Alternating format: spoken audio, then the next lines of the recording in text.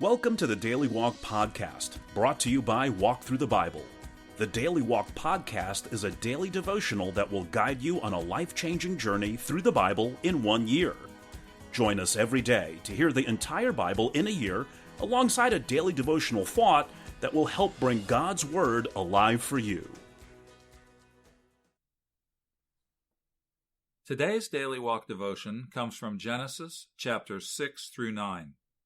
In the course of its rebellion, humanity becomes so sinful that God prepares to execute the death sentence on the entire race. In grace, he directs Noah, a righteous man who walks with God, to build a great barge-like ship in order to escape the coming judgment. Noah obeys God, and while the flood waters purge the earth, the ark preserves human and animal life for a fresh start.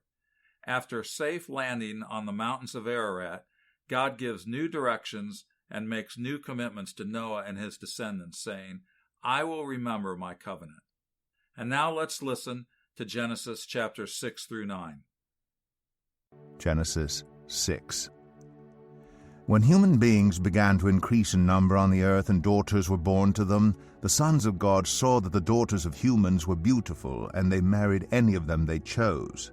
Then the Lord said, "My spirit will not contend with humans forever, for they are mortal. Their days will be 120 years. The Nephilim were on the earth in those days, and also afterward, when the sons of God went to the daughters of humans and had children by them. They were the heroes of old, men of renown. The Lord saw how great the wickedness of the human race had become on the earth, and that every inclination of the thoughts of the human heart were only evil all the time. The Lord regretted that he had made human beings on the earth, and his heart was deeply troubled. So the Lord said, "I will wipe from the face of the earth the human race I have created, and with them the animals, the birds, and the creatures that move along the ground, for I regret that I have made them." But Noah found favor in the eyes of the Lord. This is the account of Noah and his family. Noah was a righteous man, blameless among the people of his time, and he walked faithfully with God. Noah had 3 sons, Shem, Ham, and Japheth. Now the earth was corrupt in God's sight and was full of violence. God saw how corrupt the earth had become, for all the people on earth had corrupted their ways. So God said to Noah, "I am going to put an end to all people, for the earth is filled with violence because of them. I am surely going to destroy both them and the earth. So make yourself an ark of cypress wood, make rooms in it and coat it with pitch inside and out. This is how you ought to build it. The ark is to be 300 cubits long, 50 cubits wide, and 30 cubits high. Make a roof for it, leaving below the roof an opening 1 cubit high all around. Put a door in the side of the ark and make lower, middle, and upper decks. I'm going to bring flood waters on the earth to destroy all life under the heavens, every creature that has the breath of life in it. Everything on earth will perish. But I will establish my covenant with you, and you will enter the ark, you and your sons and your wife and your sons' wives with you. You are to bring into the ark 2 of all living creatures, male and female, to keep them alive with you. 2 of every kind of bird, of every kind of animal, and of every kind of creature that moves along the ground will come to you to be kept alive. You are to take every kind of food that is to be eaten and store it away as food for you and for them." Noah did everything just as God commanded him. Genesis 7. The Lord then said to Noah, "Go into the ark, you and your whole family, because I have found you righteous in this generation. Take with you 7 pairs of every kind of clean animal, a male and its mate, and 1 pair of every kind of unclean animal, a male and its mate, and also 7 pairs of every kind of bird, male and female, to keep their various kinds alive throughout the earth. 7 days from now I will send rain on the earth for 40 days and 40 nights, and I will wipe from the face of the earth every living creature I have made." And Noah did all that the Lord commanded him.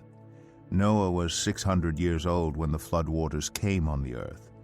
And Noah and his sons and his wife and his sons' wives entered the ark to escape the waters of the flood. Pairs of clean and unclean animals, of birds, and of all creatures that moved along the ground, male and female, came to Noah and entered the ark, as God had commanded Noah. And after the 7 days the flood waters came on the earth. In the 600th year of Noah's life, on the 17th day of the 2nd month, on that day all the springs of the great deep burst forth, and the floodgates of the heavens were open, and rain fell on the earth 40 days and 40 nights. On that very day Noah and his sons Shem, Ham, and Japheth, together with his wife, and the wives of his 3 sons, entered the ark. They had with them every wild animal according to its kind, all livestock according to their kinds, every creature that moves along the ground according to its kind, and every bird according to its kind, everything with wings. Pairs of all creatures that have the breath of life in them came to Noah and entered the ark. The animals going in were male and female of every living thing, as God had commanded Noah. Then the Lord shut him in. For 40 days the flood kept coming on the earth, and as the waters increased, they lifted the ark high above the earth. The waters rose and increased greatly on the earth, and the ark floated on the surface of the water. They rose greatly on the earth, and all the high mountains under the entire heavens were covered. The waters rose and covered the mountains to a depth of more than 15 cubits. Every living thing that moved on land perished: birds, livestock, wild animals, all the creatures that swarm over the earth, and all mankind. Everything on dry land that had the breath of life in its nostrils died. Every living thing on the face of the earth was wiped out: people and animals, and the creatures that move along the ground, and the birds were wiped from the earth. Only Noah was left, and those with him in the ark. The waters flooded the earth for 150 days. Genesis 8. But God remembered Noah and all the wild animals and the livestock that were with him in the ark, and he sent a wind over the earth, and the waters receded. Now the springs of the deep and the floodgates of the heavens had been closed, and the rain had stopped falling from the sky. The water receded steadily from the earth. At the end of the 150 days the water had gone down, and on the 17th day of the 7th month the ark came to rest on the mountains of Ararat. The waters continued to recede until the 10th month, and on the 1st day of the 10th month the tops of the mountains became visible.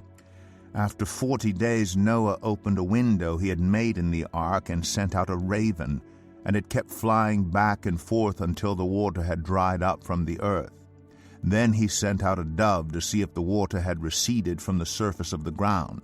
But the dove could find nowhere to perch, because there was water over all the surface of the earth. So it returned to Noah in the ark. He reached out his hand and took the dove and brought it back to himself in the ark. He waited 7 more days and again sent out the dove from the ark. When the dove returned to him in the evening, there in its beak was a freshly plucked olive leaf. Then Noah knew that the water had receded from the earth. He waited 7 more days and sent the dove out again, but this time it did not return to him. By the 1st day of the 1st month of Noah's 601st year, the water had dried up from the earth. Noah then removed the covering from the ark and saw that the surface of the ground was dry. By the 27th day of the 2nd month the earth was completely dry. Then God said to Noah, "Come out of the ark, you and your wife and your sons and their wives. Bring out every kind of living creature that is with you, the birds, the animals, and all the creatures that move along the ground, so they can multiply on the earth and be fruitful and increase in number on it." So Noah came out, together with his sons and his wife and his sons' wives. All the animals and all the creatures that move along the ground, and all the birds, everything that moves on land, came out of the ark, one kind after another. Then Noah built an altar to the Lord, And taking some of all the clean animals and clean birds, he sacrificed burnt offerings on it.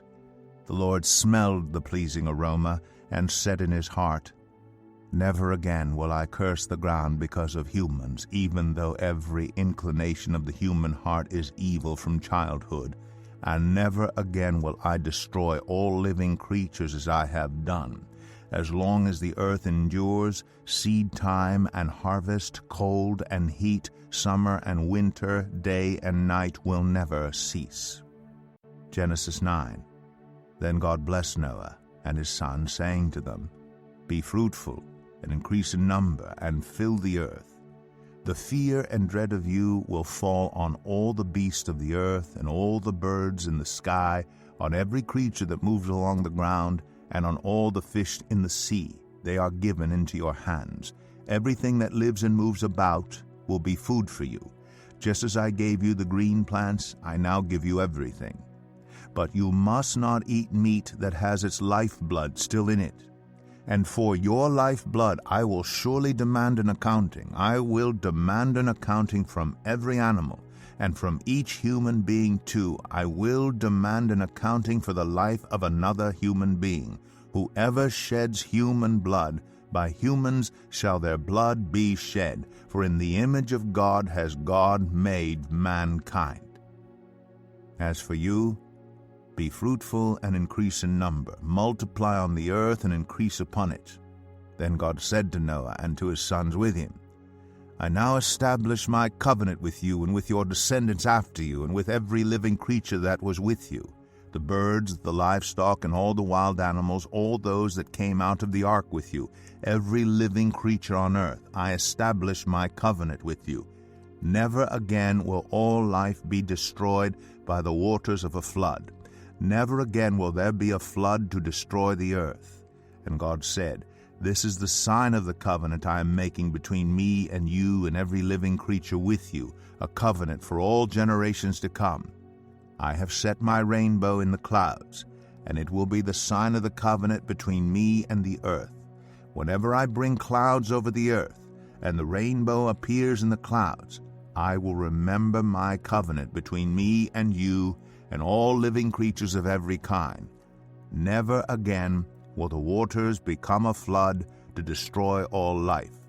Whenever the rainbow appears in the clouds, I will see it and remember the everlasting covenant between God and all living creatures of every kind on the earth. So God said to Noah, This is the sign of the covenant I have established between me and all life on the earth. The sons of Noah who came out of the ark were Shem, Ham, and Japheth. Ham was the father of Canaan. These were the 3 sons of Noah, and from them came the people who were scattered over the whole earth. Noah, a man of the soil, proceeded to plant a vineyard. When he drank some of its wine, he became drunk and lay uncovered inside his tent. Ham, the father of Canaan, saw his father naked and told his 2 brothers outside. But Shem and Japheth took a garment and laid it across their shoulders. Then they walked in backward and covered their father's naked body. Their faces were turned the other way so that they would not see their father naked. When Noah awoke from his wine and found out what his youngest son had done to him, he said, "Cursed be Canaan. The lowest of slaves will he be to his brothers." He also said, "Praise be to the Lord, the God of Shem. May Canaan be the slave of Shem. May God extend Japheth's territory. May Japheth live in the tents of Shem, and may Canaan be the slave of Japheth." After the flood, Noah lived 350 years. Noah lived a total of 950 years. And then he died. Here's your daily walk thought for today. Just imagine, you say you get tired of waiting for God to right the wrongs in your day. Maybe you should quit your job and sign on with Noah and Sons Shipbuilders. They're short of help, and you will be welcome if you know anything about building triple-decker cargo ships. Nobody's ever tried this kind of thing before, but Noah's convinced God told him to do it, says he's working against a deadline too. The contract calls for 120 years, no more, no less. Old Noah figures the Lord wants to give people another chance to turn back to him. God's not in any hurry. That's because he's long-suffering. But the Lord won't wait forever. When the time comes, it's going to get real wet around here. God always keeps his word, and just at the right time, too. You can start by sawing those gopher logs into planks. Make a list of the faith-inspired steps of obedience that Noah took in chapters 6 through 9. Noah obeyed God by picking up a hammer and saw. What is God asking you to do today to join Noah's faithful ranks? Thank you for joining us today for the Daily Walk podcast from Walk Thru the Bible. Be with us tomorrow as we continue our life-changing journey through the Bible in a year. Love this episode of the Daily Walk podcast? We'd love for you to rate and give us a review on iTunes or Google Play. Make sure you subscribe so you won't miss an episode as we walk through God's Word together. For more resources to help you live God's Word, visit walkthru.org. That's WALKTHRU.org. Walk through the Bible. Take a walk, change the world.